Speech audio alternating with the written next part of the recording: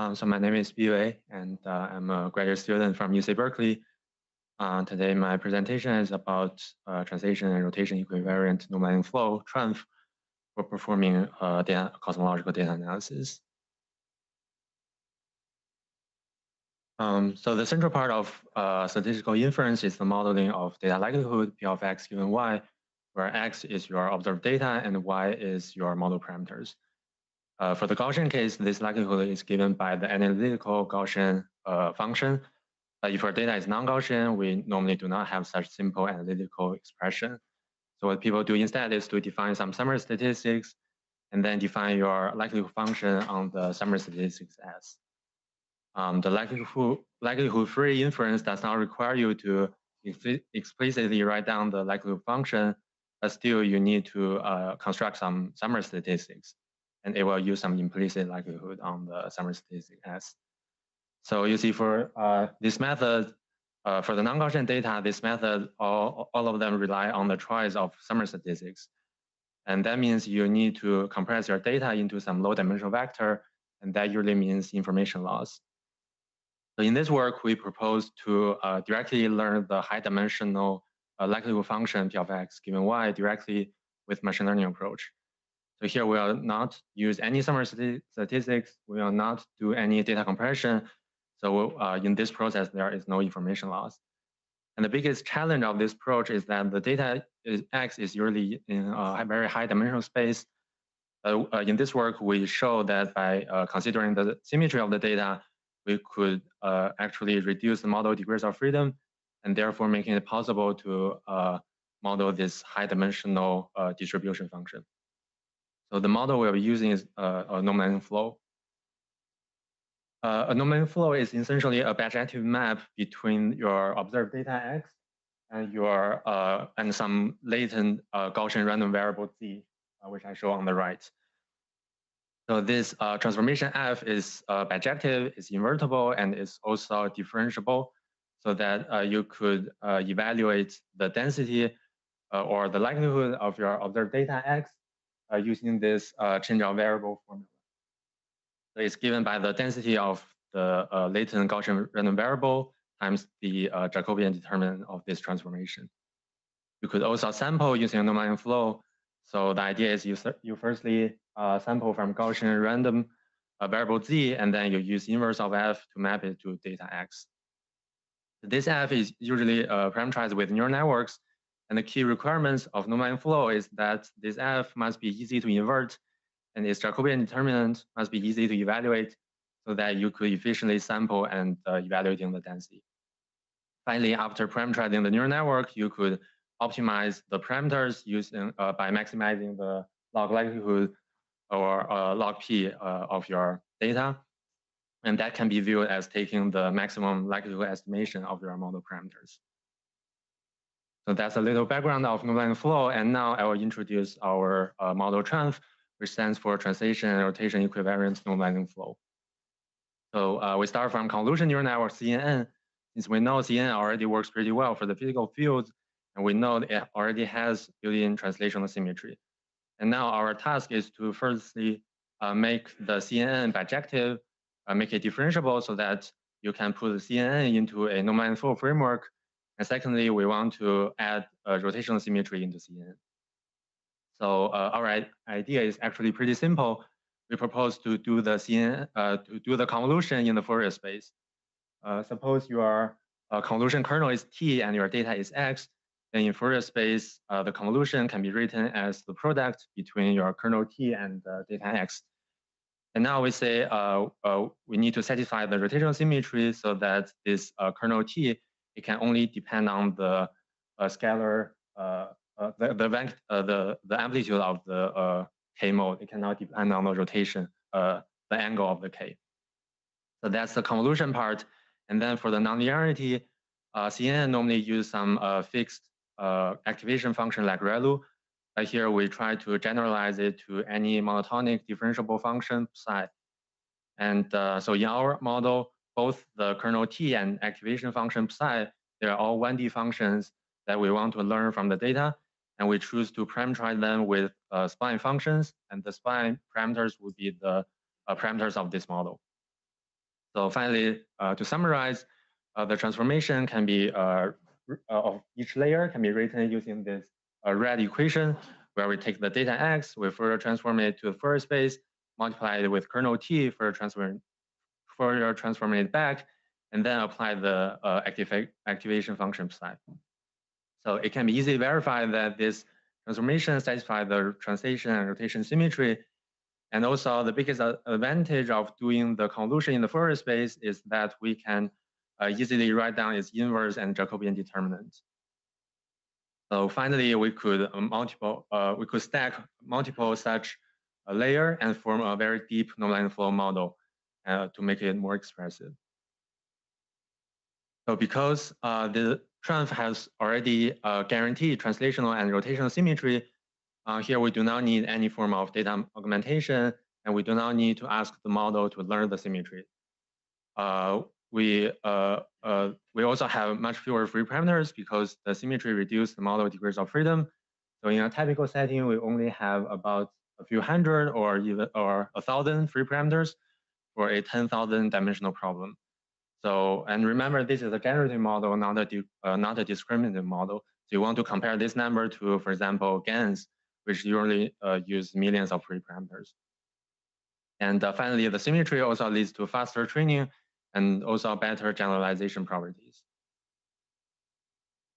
Finally, we want to build this TRANF conditional on the physical parameters y, for example, the cosmological parameters or baronic physics parameters, or even some nuisance parameters.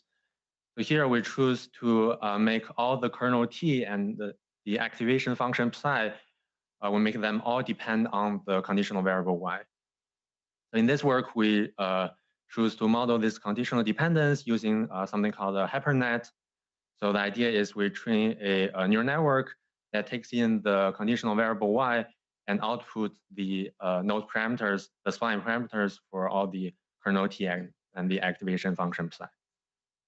So finally, the training objective would be the log likelihood of x given y, and later I will show that we can use it to get the full posterior distribution without any data compression. So finally, we summarize the architecture of our model here. So here we have our observed data on the left, the latent variable on the right, and here each arrow represents the transformation of one layer. And within each layer, the transformation is defined by the kernel t and activation function psi, and all of them are determined by the conditional variable y through this neural network. Okay, so that's the basic idea of TRANF. And now I will firstly apply the TRANF to this dark matter over density field at redshift 0. So this data is generated by embodied simulation fast PM, and we choose to vary the cosmological parameters omega m and sigma 8 to, so these two parameters will be our conditional variable y. For the model, we build a 5-layer of TRANF. So here I list the details of the architectures below, but I won't go into the details, and let's just look at the results. So firstly, we look at the generative samples of TRANF, and we show the samples on the right and the test data on the left. So here, all these samples and data, they are generated conditional on cosmological parameters omega m and sigma 8. So we see that visually they look pretty similar, and also we can see this cosmological dependence as we go to larger sigma 8. We see more clustering on the field. We can also look at the samples more quantitatively. So here we show the 1D PDF function, the power spectrum, and the bispectrum of our generative samples, and we compare it to the simulation fast PM. And we find that on these summary statistics, they agree pretty well. So the TRANF is supposed to map the data into a perfect Gaussian distribution. So this is what I'm showing in this slide. Here I'm comparing the latent data of TRANF and compare it with the standard Gaussian distribution. So we can see, again, they look very similar. And so I want to remind you that if our model is able to map the data into a perfect Gaussian, that means we have already learned all the information in the data, and the corresponding data analysis would be optimal. So finally, the TRANF give us the full likelihood P of x given y, so we could use it to constrain the cosmology. So this is, I'm showing this figure where I take 20 test data, and we try to constrain the cosmology using TRANF. So the true cosmology is shown using the black star, and the green contour is from TRANF, and the red one is from the standard power spectrum analysis. So we can see because TRANF actually do no data compression, it can give us much tighter constraints compared to the power spectrum. So in this corner, we show the figure of merit, and we can see the number of TRANF is about 5 times larger than the power spectrum. So you may wonder whether the TRANF have already learned all the information in the data. So for the non-Gaussian data, this is we don't know the true answer, but for Gaussian data, the answer is yes. So here we apply TRANF on the Gaussian random field, and on the left, we show a comparison between the learned likelihood with the true likelihood, and on the right, we show the constraints from the Fisher information. So you could see that our learned likelihood agrees pretty well with the analytical answer. Finally, if we want to apply this model to the real data analysis, we need to consider several systematics, and they could actually break the data symmetry. For example, we could have survey mask, we could have some position dependent noise, and our strategy here would be to introduce some non-translation and rotation equivariant parts into our model, so that we could model both the physical process with symmetry and this observational effect without the symmetry. So I won't go into the details of this part since we are still working on it, and everything is pretty preliminary. But as a simple experiment, we remove about 50% of the pixels around the boundary to mimic the survey mask, and we show our constraints on the right. You can see it already began to work. So because we remove about half of the pixels, our figure of merit is about half compared to the full images. Yeah. Finally, this is our conclusions. I will just leave it here and take questions.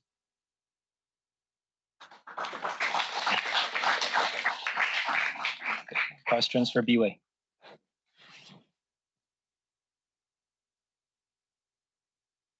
The very interesting talk. So I wonder if you have checked the kernel, because you said that there's basically a filter in a Fourier space, right? So have you checked how those kernels are distributed, whether you have like small scale, large scale kernels or combinations of them? Yeah, we do check the, for example, for the Gaussian data, we do check it because we expect the kernel should be just the power spectrum, and yes, that's true. But for the non-Gaussian data, because we usually have multiple layers, for example, in this experiment we have 5 layers, and yeah, it's hard to actually make physical meanings of them, I think. Okay. Sorry. One more question is, so the architecture is from one layer to the next. You just choose one kernel, right? And then do the convolution and real space nonlinearity, and then you play it again, and it says finally you just have 5 layers. Yeah, 5 layers, 5 convolution and 5 activation. I see.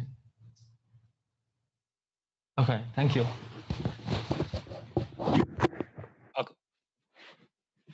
Yes, so very impressive work. So did you say that because your latent space now follows a perfect Gaussian distribution, do you expect that you have really extract all the information? Yeah, if it's a perfect Gaussian, we learn all the information. Here we can see some very small discrepancy. So I would say there is still room for improvement, and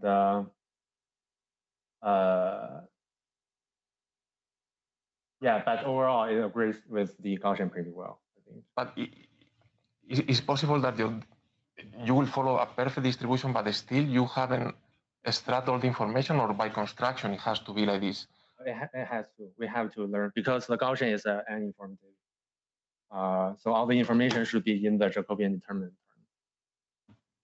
Thank you.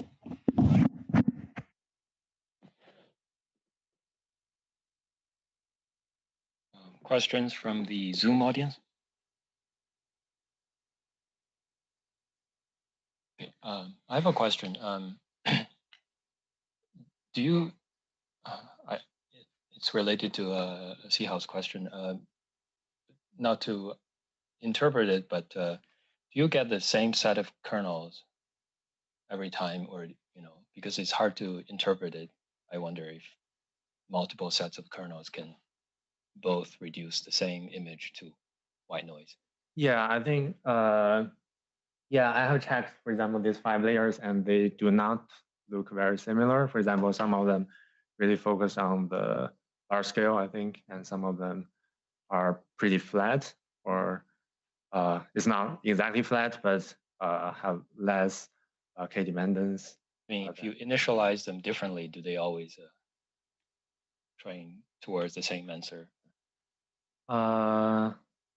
That's a good question. I haven't checked how the result depend on the random seed.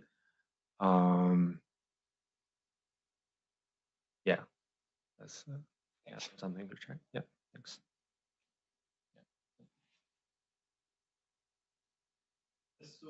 So very nice. So I want to ask you. So let me. So you pass your images to CNN, right? First. And after that, you link that to normalizing flow model?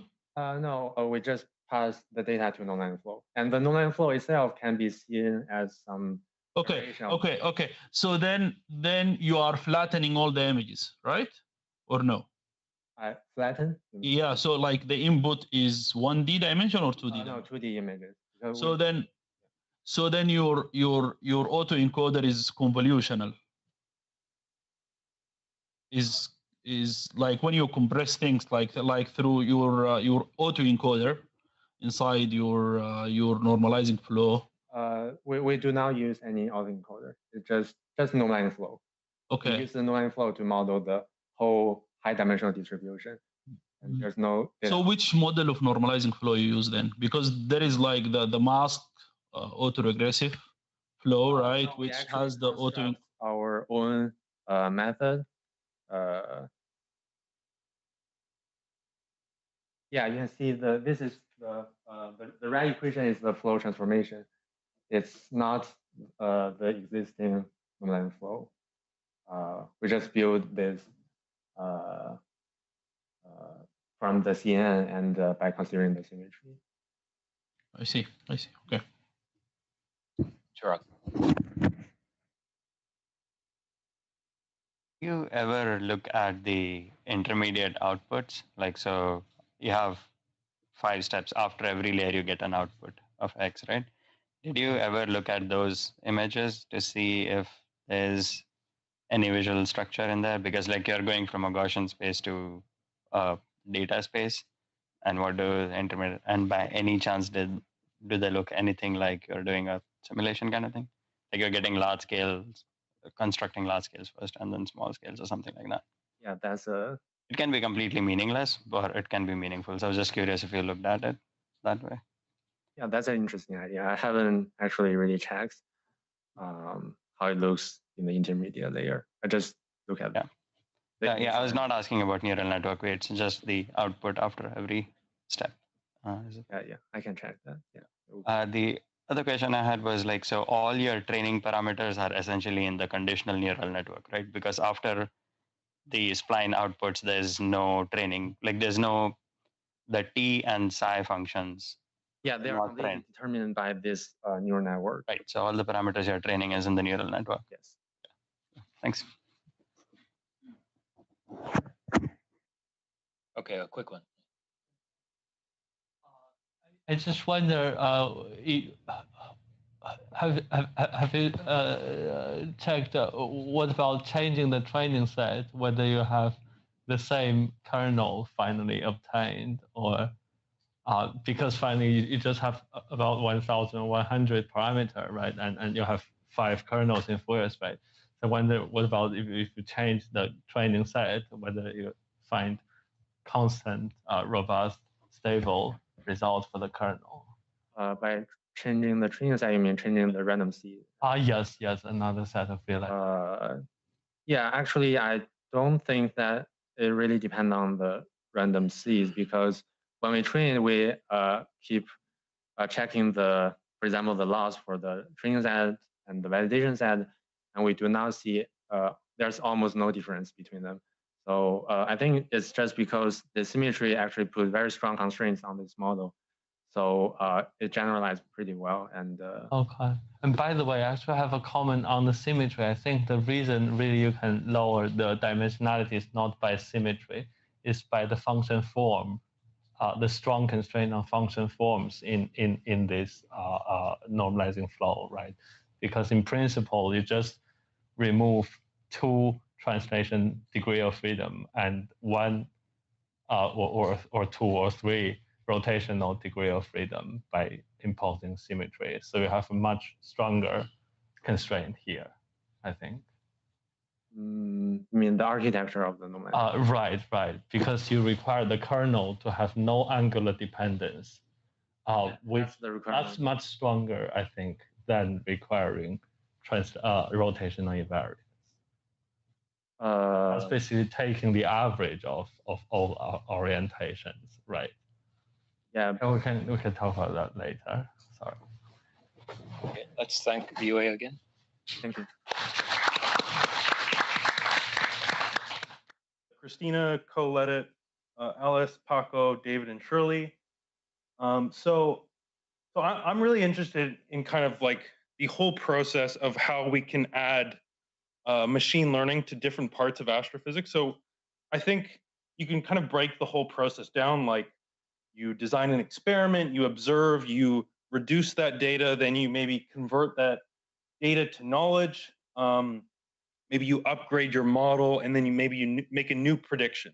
So I think most kind of like Astro ML, physics ML is kind of at the data reduction step, but I'm really interested in the data to knowledge step, and I think this is kind of like, it's very unsaturated, and I think it would be really good to have more people kind of interested in this area. So the method that I think is very useful for building interpretable models is called symbolic regression. Symbolic regression, it's another machine learning algorithm. So it's supervised regression. You fit a model to predict y, it could be like a scalar, a vector, whatever, given some x inputs. So most machine learning models, you fit like some parameters in some model. In symbolic regression, the basis is analytic equations.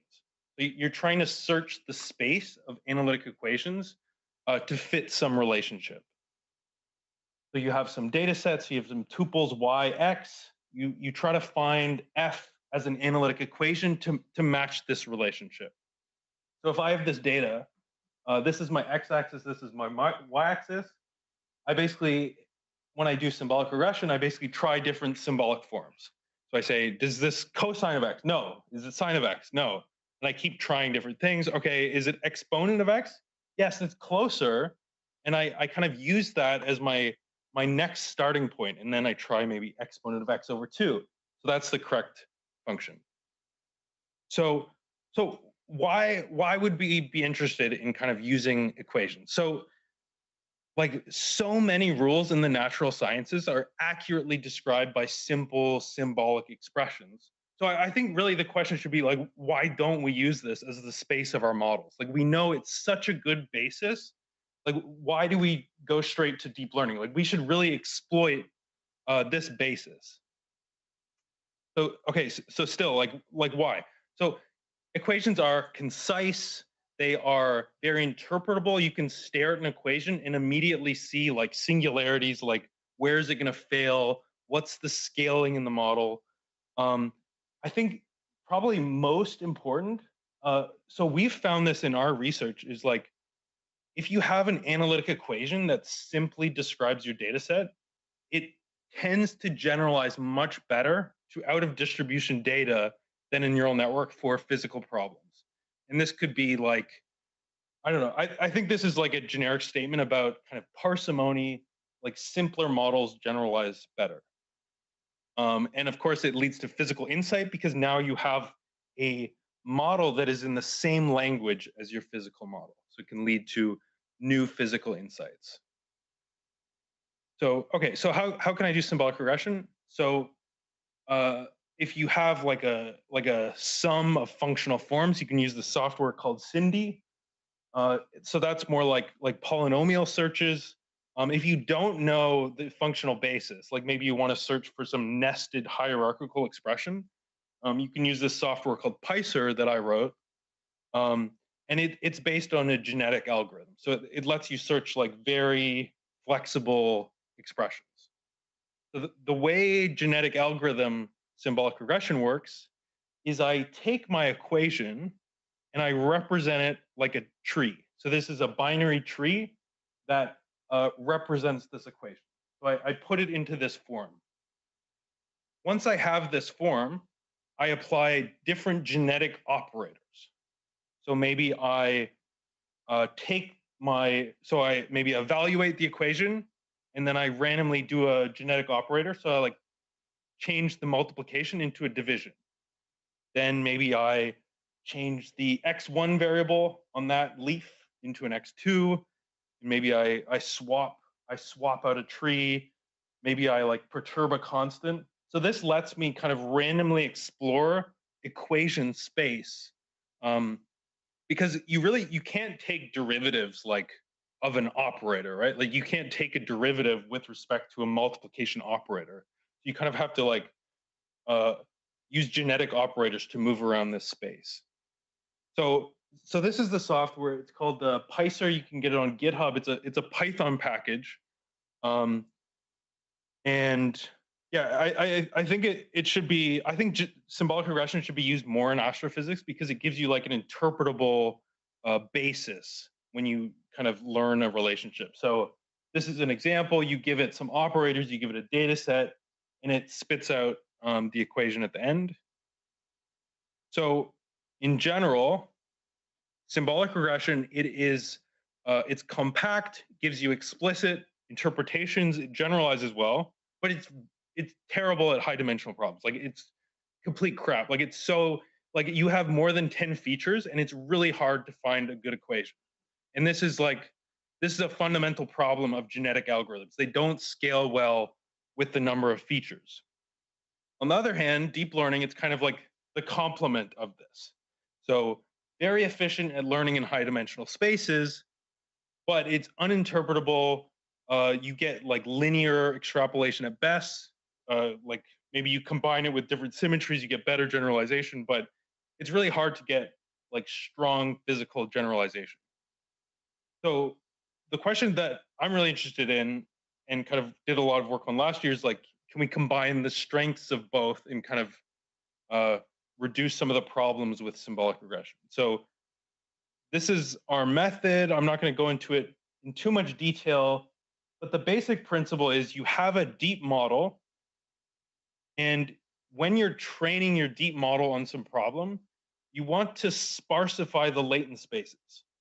So inside your neural network, there's different latent spaces, and you try to sparsify those latent spaces. Make them as small as possible, and then you do post-processing on that neural network, and you kind of try to approximate different parts of the neural network with symbolic equations.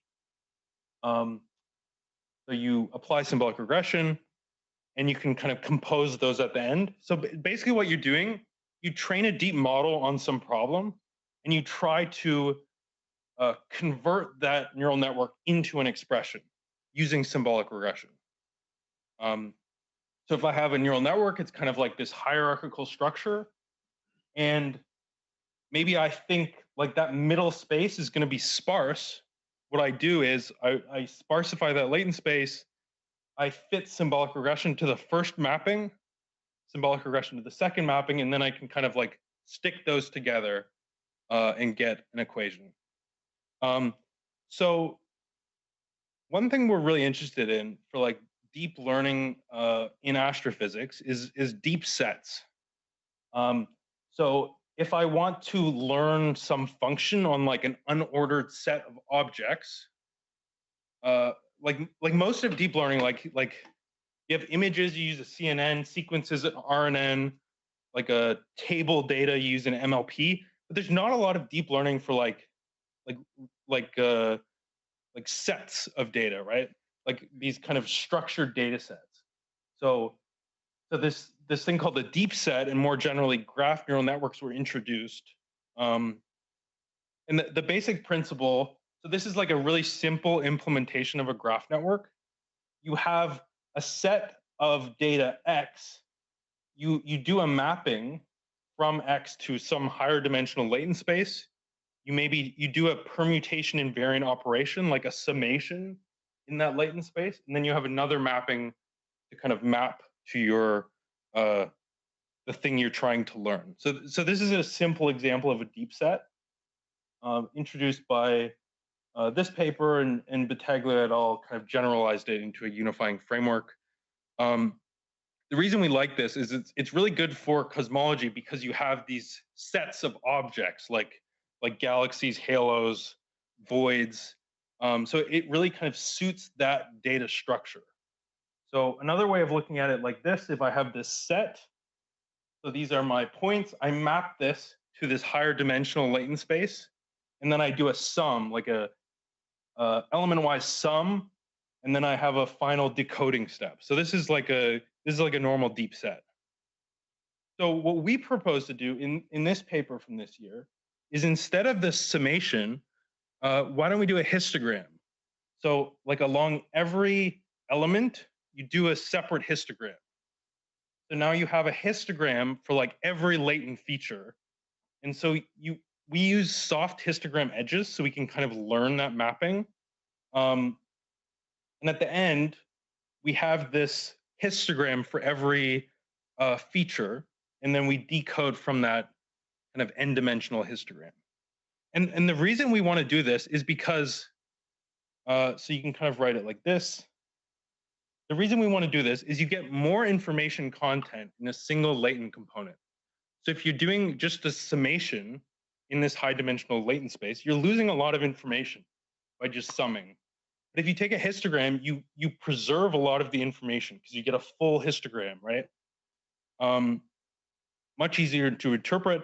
And there's a lot of functional similarity to summary statistics in cosmology. Like a correlation function is like a histogram.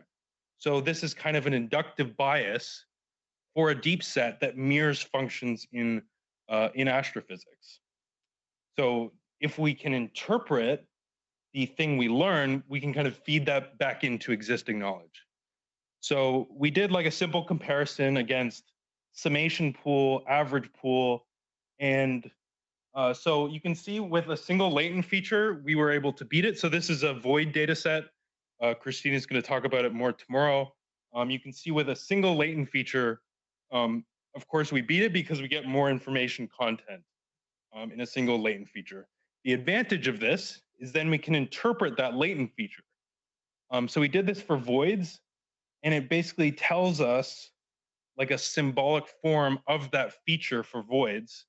And it's a combination of the void radius, density contrast, and ellipticity. And that basically says like this is a good kind of like observable for voids when you're trying to predict omega m. And so this is like learned by the deep set and then the symbolic regression, which is kind of cool that you can interpret it like this. So see Christina's talk tomorrow for more about that. Happy to take questions.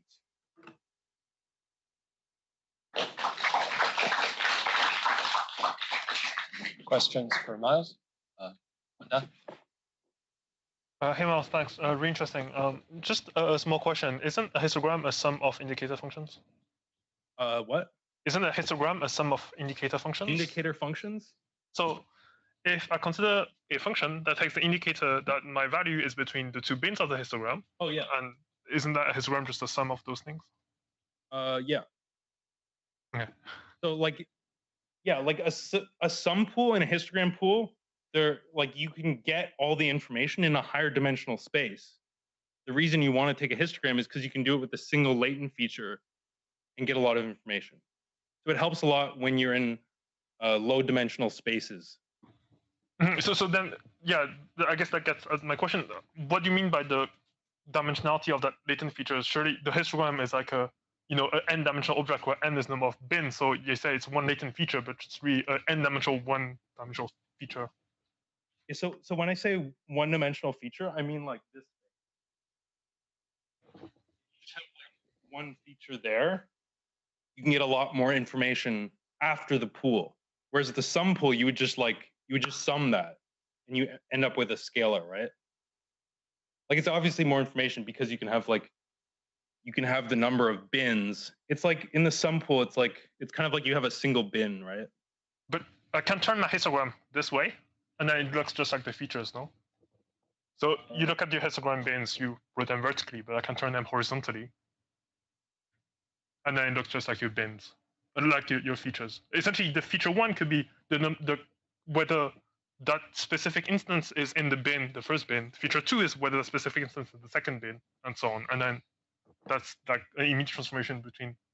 Yeah, like again, like the sum pool could compute a histogram. So there's actually some paper by Jesse Taylor's group at MIT where they show. So they learn a deep set on like this particle experiment, and they show that the sum pool is actually computing histograms.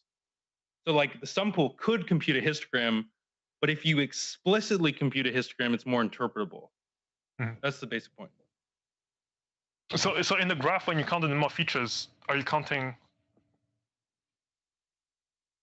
So you had this graph where you're counting the number of latent dimensions and plotting the accuracy with respect to that. Yeah.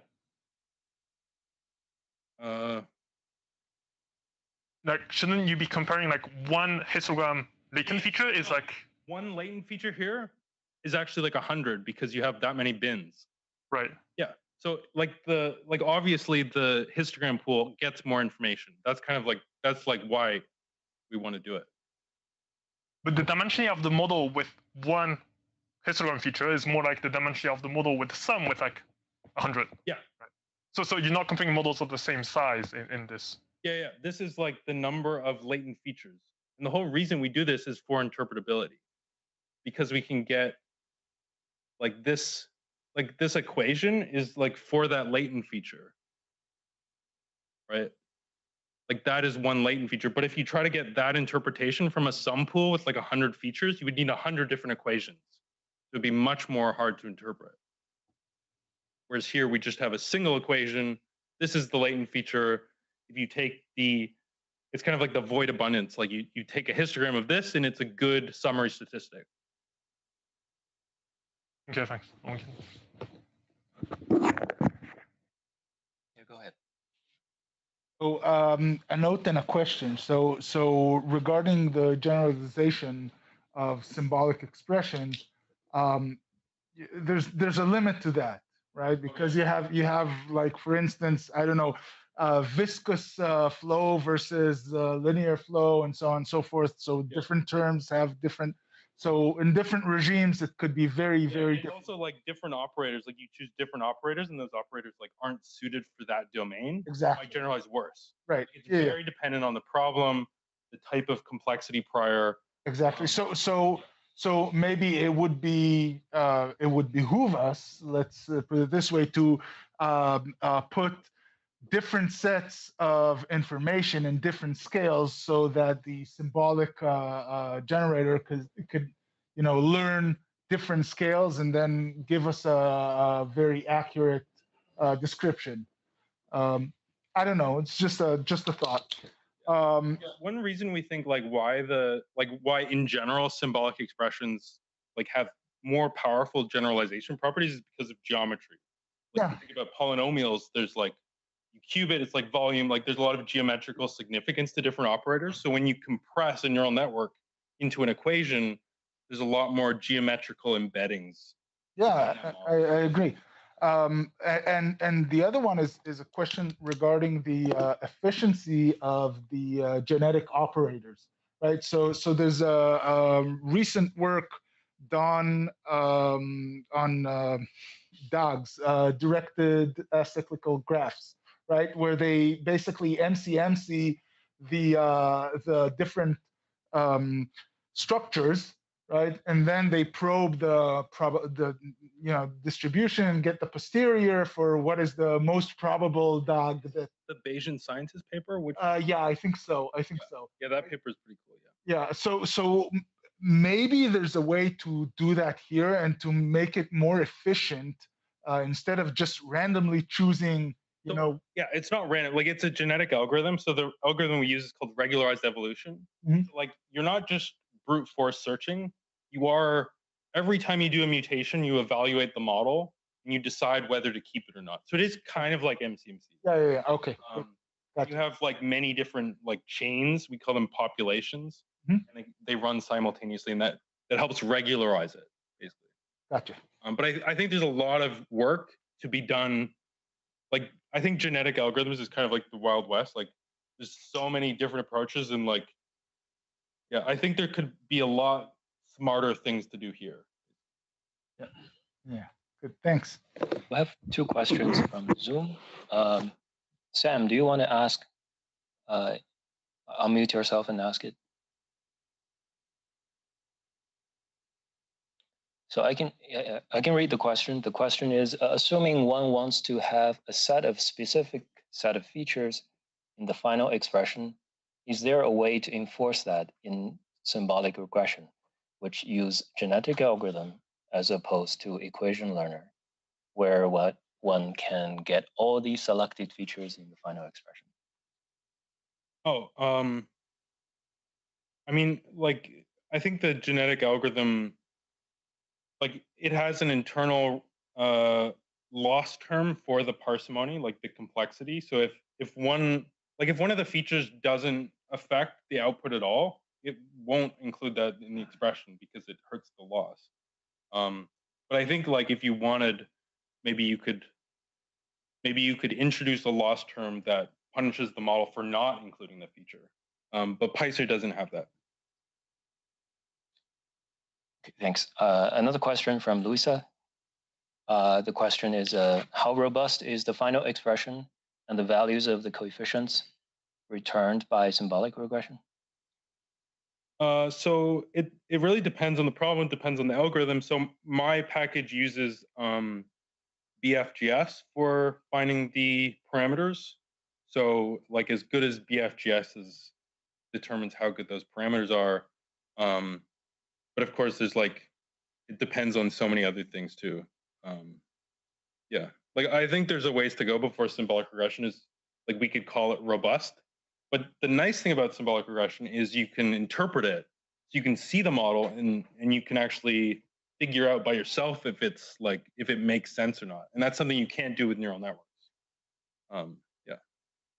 Okay. I have a quick comment. I mean, as we discussed earlier, I think it would be nice to have, if you have tensor features, you can contract the indices and to preserve the rotation symmetry and translation symmetry. And so I think, like, in general, for learning high dimensional equations, like, the approach that I keep pushing is you want to put as much work in the neural network as possible. And the neural network will kind of split up the problem into smaller problems. And then you do symbolic regression on each smaller problem. So I think that is, like, maybe a better way to do, like, genetic algorithms are really slow. They're really hard to use. I think it's always best to kind of do the neural network first. If you can model the neural network on the tensor problem, I think that's better. But I think that's definitely interesting too, kind of learning tensor equations. Thanks. Let's thank Miles again. I took a red-eye flight over here, and that's like a mistake that I never learned somehow, like, not to make. So I've got a couple of challenges in this slide deck. One is to remember what my, like, deluded self made yesterday last minute for this slide deck. The other is because Sihao made this very good presentation about his work and scattering transforms in general to be a bit complementary to that. So I decided to both zoom out a little bit more and also zoom in a little bit more. Unfortunately, the zooming out part has got to like fit in like 1 or 2 minutes. So here goes the zooming out part, which is just basically scattering transforms applied in many different cases. All right, so here we have audio, where basically that's a 1D time series. You can have wavelets, like different levels of wavelets applied to 1D time series. You can do that with 1D wavelets. On the right, you can do that also on time frequency plots with 2D wavelets, and you can even do that on a pitch spiral to analyze music. Then we move to 2D. So that is arguably kind of the origin of the first applied version of the scattering transform, Joan Bruna's work, where you apply, where wavelets applied to images are analyzed, and it is kind of shown that second order wavelets extract statistics that are basically, you know, beyond the second order moment, and can later on we'll see that it leads to good reconstructions. Laurent Siffre did this with textures and kind of added an equivariance component to that, so you have rotation and translation invariant descriptors. You can add neural networks on top of scattering coefficients, and that typically has been a very good pre-processing. There's a bunch of examples for that. Now we get into more physical work. So you see Howe's plots on the right and at the bottom of reconstructions from scattering coefficients, and that they show some good cosmological constraints. On the top left, you see some fluid dynamic analysis where you also do, where Sishin did reconstructions. Another 2D thing that you can do with wavelets is wavelet phase harmonics, where, oh, this is actually where the fluid dynamics happens. So basically the whole idea here is that you'd like to correlate different scales of wavelet transforms. However, if the wavelets are completely band separated, then you can't linearly correlate them because that'll be 0. So the trick that you do is what you see on the right here. You extract the phase from the fast moving thing, which you see at the top, and you extract the phase from the slow moving thing, which you see at the bottom. And then you accelerate the slow phase, and then you get a correlation again. So that is a way of extracting interesting descriptors, and that has also been applied to cosmology. Also, if you use this kind of idea to train neural networks on ImageNet, you get pretty good performance. Moving on to 3D, a couple of years back, I did some analysis of molecules with kind of harmonic wavelets, and that leads to these very, very molecular orbital-like looking images, but they're fake, but they do you know, they do convey some information about energies and such. And interestingly, very, very recently, this has also been used, exactly those wavelets have also been used for constraining cosmological parameters. So I've got a diagram on the right from that paper. All right, so now we zoom very far in. So what are wavelets? Wavelets are these little squiggles that you see in the second and third row. Second row is a real part of a wavelet. Third row is the imaginary part of a wavelet. And the whole game is to basically analyze images with scaled versions of these objects. What you see at the top is the Fourier transform of that wavelet.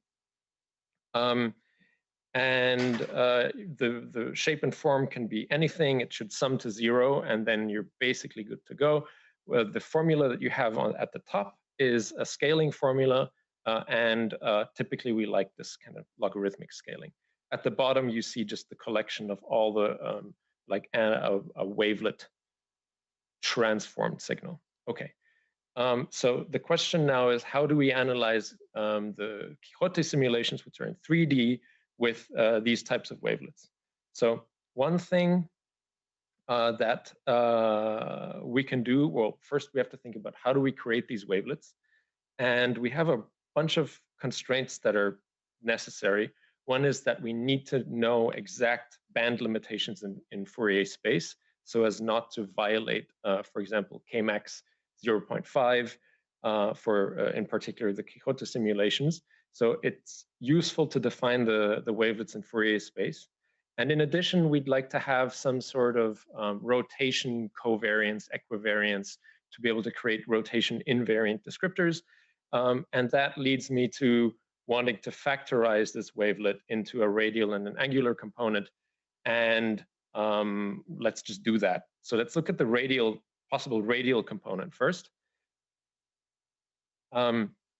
Radial component, I'm just going to use that same function that was moving above, which is a little bump that is very differentiable, and it goes to 0 at 0, and it'll just select a part of frequency space.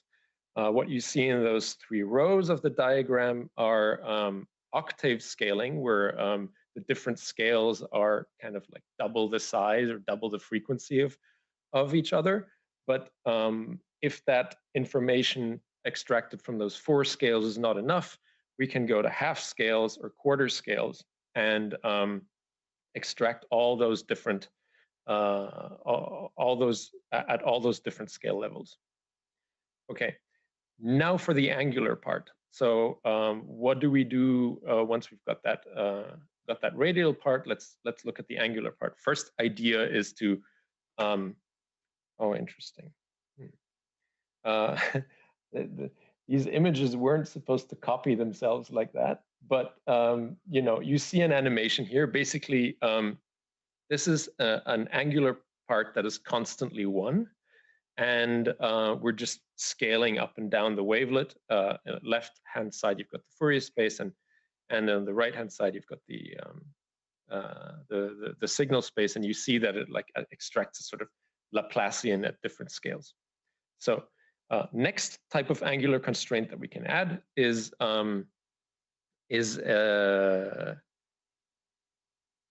basically just a function that constrains which angle we're looking at and make a directional wavelet. So you can see when I make that function select only a specific angle, that it becomes an edge detector in signal space. And so we can play around with that. Obviously, I'm showing all of this in 2D, but you can build the same thing in 3D, basically. And the last type of angular function that you can add here is basically harmonics. So this is just a circular harmonic, and in 3D it'd be a spherical harmonic that you can multiply with this angular thing, and then you can also create rotation covariant descriptors. This thing is rotating for no other reason than that I was able to do that in NumPy by multiplying with a phase. So so that's why they're rotating, and you see L equals 1, L equals 2, L equals 3 coming up, and L equals 4. All right, so now for analyzing signals with that. So or let me just summarize this real quick. This is also interestingly shaped. Interesting. Okay. Well, you've seen this. It's just a sort of static summary of what's going on, and it's a little bit bewildering because it wasn't supposed to show up that way. So let me move to how we extract descriptors from any sort of signals. The signal is X. What we first do is convolve it with these wavelets and then take the complex magnitude. If we're dealing with harmonics, we might have to take a sort of complex magnitude over the M space in the YLMs. That's what you see on the right.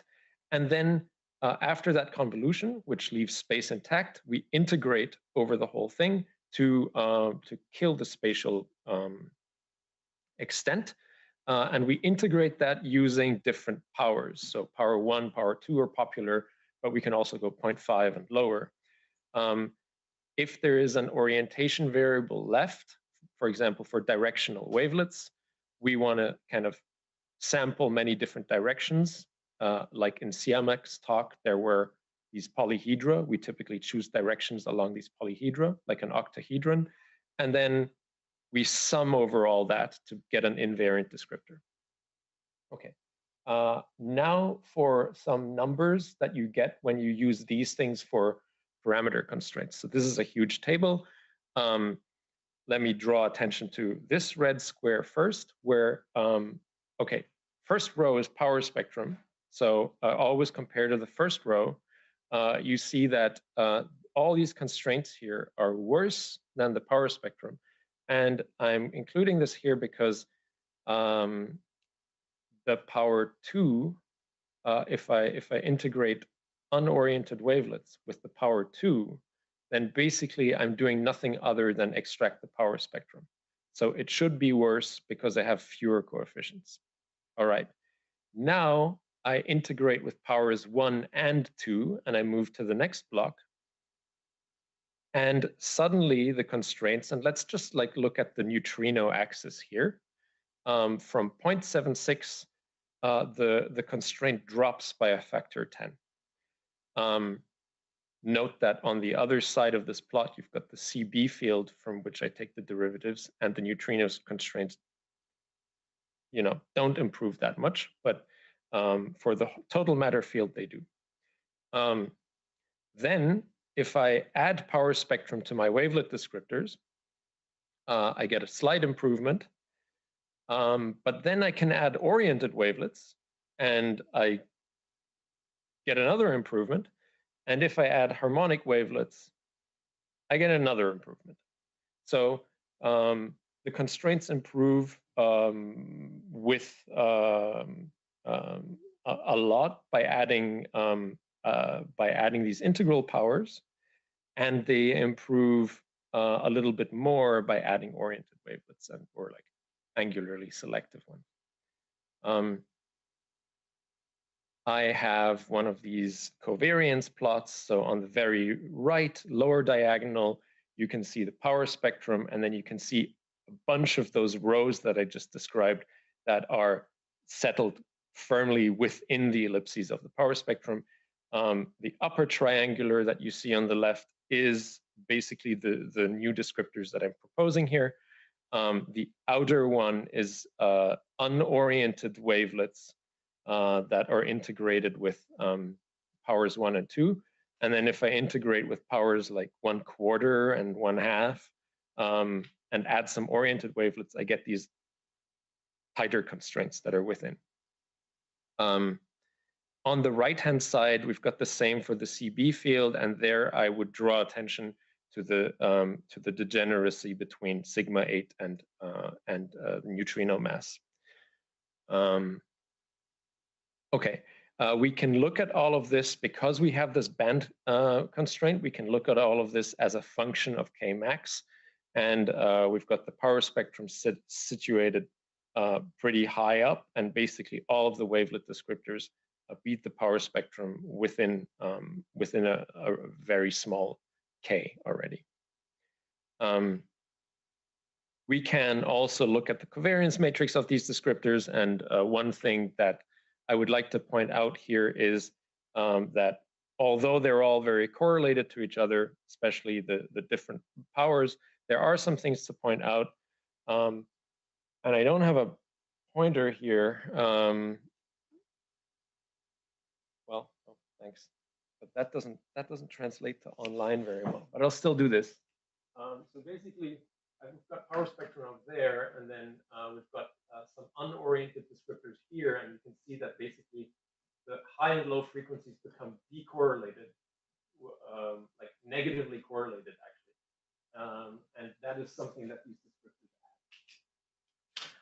add. We can also look at the derivatives of these things, but I've stared so much at this, and I don't know whether that like adds a lot of information. Basically, the derivatives look similar to the ones of power spectrum, but slightly shifted. Okay, so the other challenge that I had was to fit this talk into the robustness thing. So here goes the one slide that actually kind of applies, which is the stability estimate when I estimate the derivatives of the whole the Fisher matrix thing. by subsampling. So instead of using 500 data points, I can use 400, 200, down to 5. And I discover that if I use unoriented wavelets, then and a lot of powers in the third row, my stability basically goes down the drain. But if I add some oriented wavelets, which one can see on the kind of right-hand side, or harmonic wavelets, the descriptors remain stable even when I use lots of integral powers. All right. So the other thing that we can do is apply these wavelet modulus integrals to the camel simulations that Paco talked about this morning. And so there, the setting is basically extract those coefficients and do a regression. And we've got some oriented wavelets here. And what you're seeing here is basically regressing omega matter from 2 different fields, gas mass and total mass. And the sort of 4 plots basically tell you whether you trained on TNG or Simba, or tested on TNG or Simba. And what you can see for the gas mass is if you train and test on the same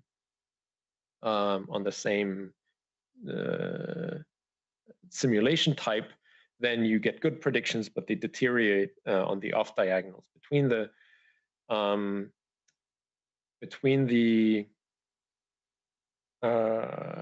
types of simulations. However, for the total mass, you can see that you get pretty good error bars and even cross predictions. And this is just using a linear regression on these descriptors. We can also predict sigma 8, and we basically see a similar dynamic. Doing this from total mass works quite a bit better than doing this from gas mass. And I think this is my last slide. Any questions?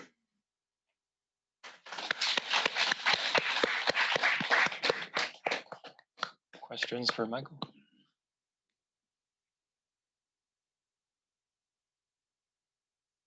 Question from the Zoom audience?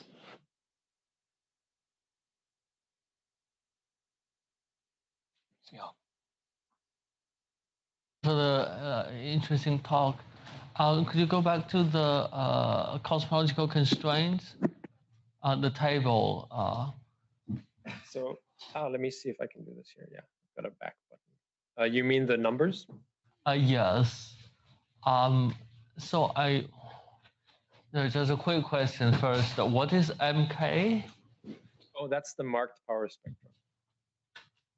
Okay. So there's the Elena Masara's paper applying the marked power spectrum to these Quixote simulations, which is basically sort of the sort of benchmark for the constraints. Okay, and could you go to the next slide about the robustness test? Sorry, the next one. Yes. So I wonder why you add more estimators, but it becomes more robust, because kind of intuitively, if you add more estimators, it should be more numerically noisy. Okay, so there is a subtlety here, which is that, I mean, this whole like numerical derivatives and Gaussian Fisher matrix thing, that very annoying to deal with. So one thing that I did was I kind of preconditioned the matrix. So the Fisher information, especially this Gaussian one, is invariant to linear, basically affine transformations. So I standardized and actually cropped. I standardized it, and I also cropped some features in PCA space to get to a condition number of no more than 10 to the 7. So basically, all of these, have a sort of stable Fisher inverse. However, basically, what the observation here is that I can get very, very good constraints by using completely unoriented wavelets. So they just basically do a sort of scaled Laplacian. If I raise the, if I basically compute the integral by raising the modulus to a power, and if I add lots of powers, especially low ones, then I get very good constraints, but it is to the detriment of the stability. So that's what you see in the bottom left here. Basically, you've got powers 1/8 all the way to 4. And in that case, you see that basically this thing doesn't remain constant. Then if I add features, oriented features or harmonic features, basically the procedure, like the constraints basically have better things to work with. So it's like they don't need to use those powers that that cause the constraints to go bad, and they can use, you know, orientation information or harmonic information, and potentially my conditioning crop throws a bunch of stuff out that that leads to bad stability. So I think that's what's going on. Okay, thanks. Okay, in the interest of time, let's thank the speaker again. So I'm going to talk today a little bit about Tyler's talk is compromise-free, likelihood-free inference, and Bayesian neural networks, which kind of combining two things here, really. And I'll explain a little bit what I mean by compromise-free, as that's kind of the tagline, I suppose, for what we're proposing here. It's a bit of a difficult thing in the machine learning space to come up with good naming for everything. It's quite a crowded space, I think, in that respect. And I'll talk a bit about Bayesian neural networks as well. So I'll go to my first slide proper. I've given the game away a little bit here with this picture on the right. So actually this would have been my first cosmology conference or astrophysics and any of that kind of thing. I'm actually a particle physicist by training. So I was at CERN and doing all of these sorts of particle collision stuff, which is another branch of, I think, you know, there's a lot of interesting crosstalk, and I think interesting crosstalk going on at the Flatiron Institute, and all sort of people involved across both fields. And there's definitely some interesting stuff to learn between these. And what I wanted to state in this slide really is that, you know, I think we've seen lots of different people sharing different ideas they've been looking at, and it's quite a broad field that we're talking about here, or broad church, as I've called it. And what do I mean when I talk about this? Just to sort of set my stall out correctly, in a very sort of high level, broad strokes idea is you have something where the likelihood is intractable. So to me, that means these sorts of particle collisions, but I'm sure there's all sorts of fascinating n-body simulations going on that people have been talking about. And then what I want to do is I want to define some kind of surrogate likelihood that I can then fit to this simulation data. And this has a number of advantages, and I think there's been lots of recent developments in partly how we define these surrogate likelihoods, so lots of things to do with neural networks, lots of different structures and architectures that people have been looking at, as well as a growing need for this sort of technique from bigger data and all of that sort of thing. So by compromise-free likelihood-free inference, then what do I mean by that? Well, the idea is that we're going to use state-of-the-art likelihood-based techniques, and by that I mean nested sampling on this surrogate likelihood, and see what we can do with that as a sort of broad idea.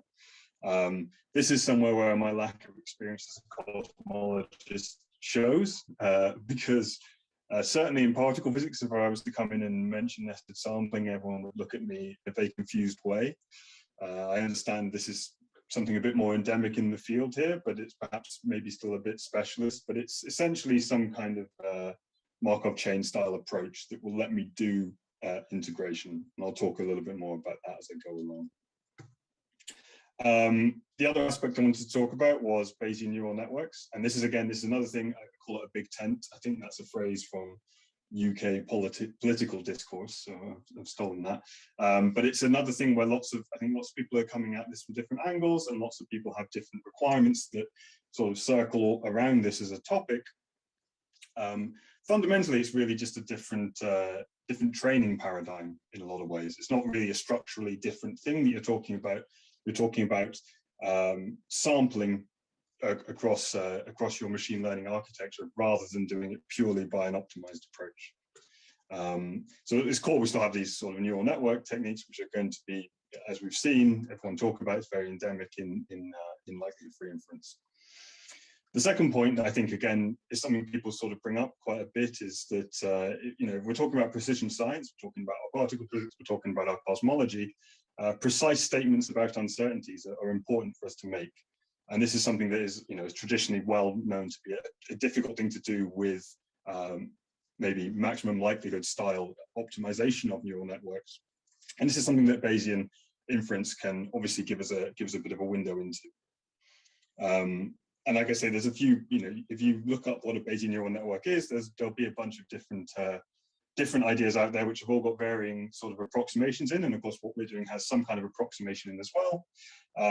So you often see people talk about things like training with dropout or variational inference, and these all have different sort of degrees of robustness, you'd call it, in a sort of Bayesian sense, I suppose.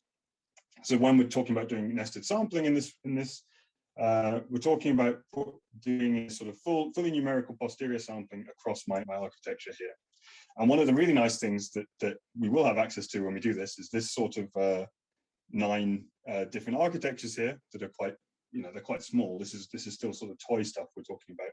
Typically what I might do is I might view this as a hyperparameter optimization, and I might pick the one that suits best the problem I'm working on by individually examining these things.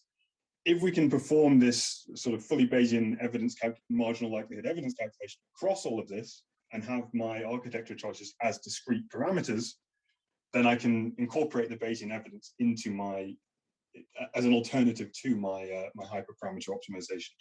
So there's a few things in that I think are quite interesting and have some mileage. A little bit more on that then, so just some sort of details and some references. What I'm talking about today is a continuation of some work that I put here, which is where I got this phrase compromise free from.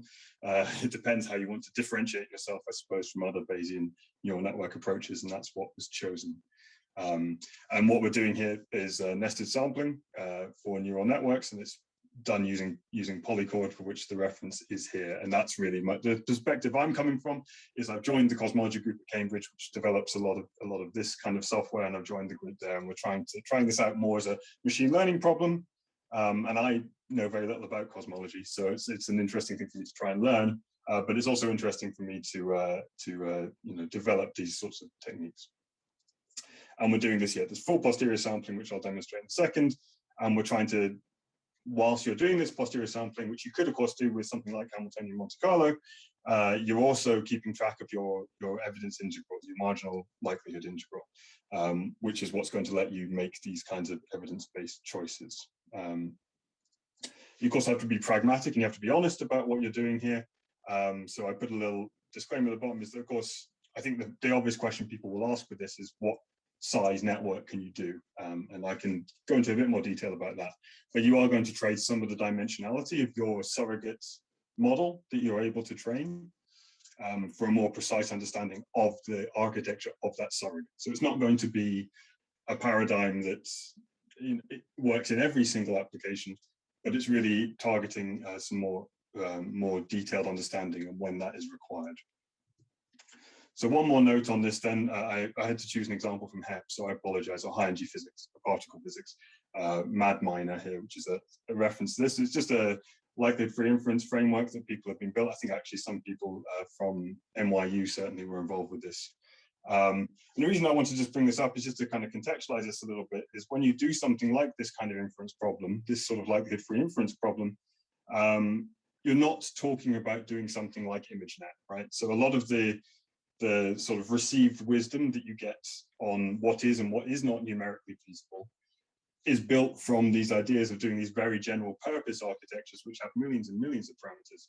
This isn't really what I'm trying to do here, and it's not really what I want to do as well in precision science. So I'm doing something a bit more compact, And the thing that I wanted to, part of the reason for coming here and sort of chatting about this in this context of likelihood-free inference is this something that, you know, the dimensionality of the problem might match up quite well with the sort of things that we're looking at doing as well. And another note, I think, is that, you know, this dense, fully connected, quite simplistic neural network, these are often the brute force, I suppose, and you could actually come up with more refined suggestions for what your architecture should be that might be a bit more efficient in terms of how they share the information around within the network. So things like convolutions are more efficient than just doing dense sampling for the whole thing.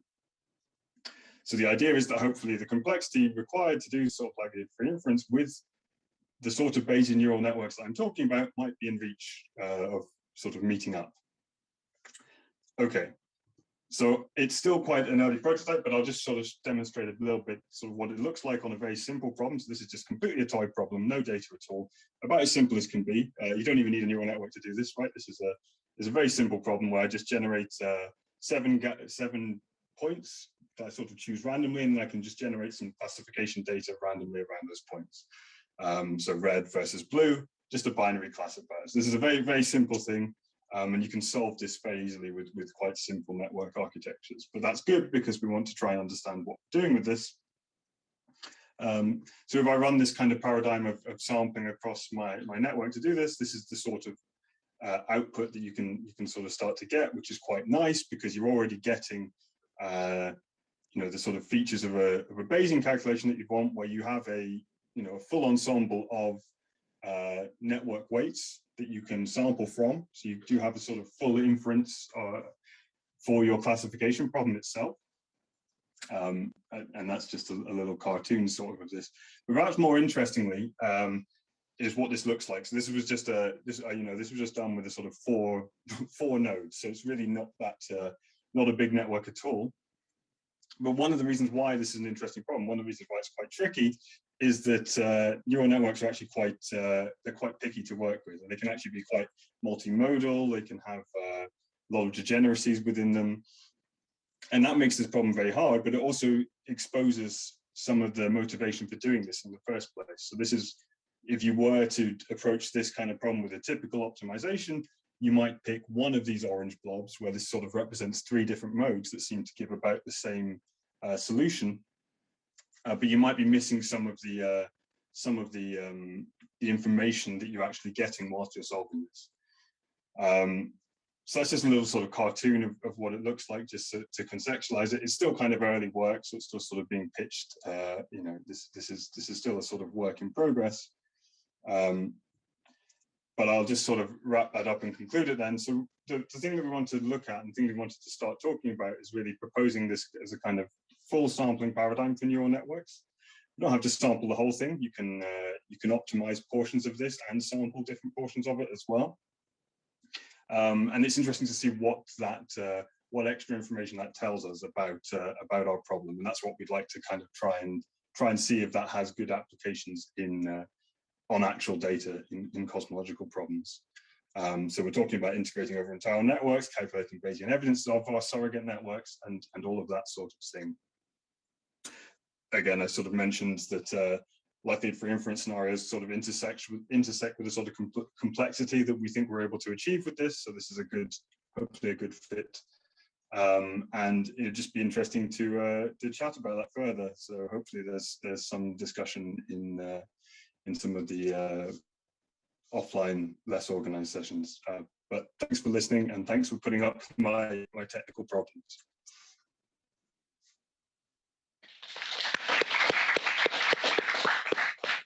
Thanks, David. Questions?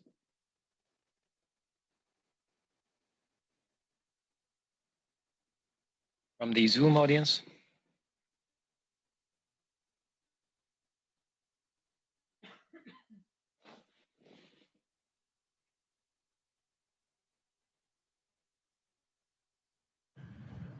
We have a question on Zoom.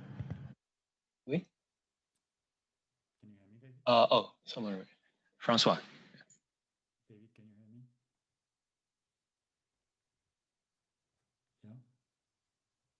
hear me? It's quite quiet. Yes. Okay. So my question is how interpretable and how useful is the full posterior that you're hoping to achieve? So I think what you're doing is really interesting. But my usual question with Bayesian neural networks is how useful is that posterior, given that we don't really understand what prior we're putting on the model?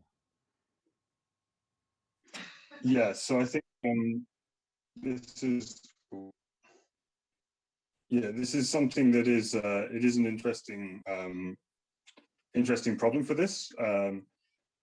It's how much value do I put on understanding my surrogate likelihood to these sorts of details as well, right? It is something where if I'm doing a MC-MC sampling of my, my explicit theoretically derived model, I want to understand how all of these parameters interact very well. It might not be something that's particularly useful in the internal architecture of this.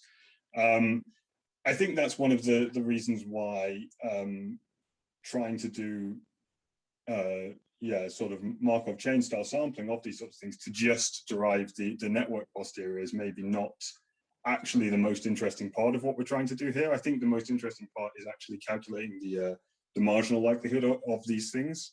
So this is, I think it has a really nice property of being your hyperparameter optimization, but doing it in a way that I think is defendable. Certainly something that I found in high energy physics is you'll often get quite a bit of opposition to, if you were to present, let's say, in our paper, we looked at these architectures and we picked this one because it gave me the best loss and the best, the best cross-validation metrics and all of that kind of thing. A lot of more traditional scientists might be a bit, a bit off-put by that, as claiming you're sort of cherry picking what you want. So one of the nice things about this, I think, is really this idea of doing this hyperparameter scan in a kind of principled sense. But I do agree, it's not entirely clear to me, how useful is knowing precisely how good precisely the posterior of my network. If given it's just some arbitrary function I fitted, it's not always immediately obvious. That's the key selling point.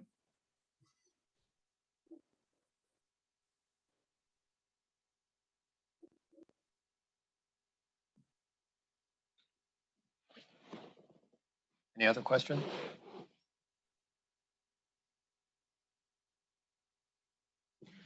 I have a quick question. So before cosmology was, before cosmologists apply having statistics in their studies, so particle physicists started to use statistics much earlier.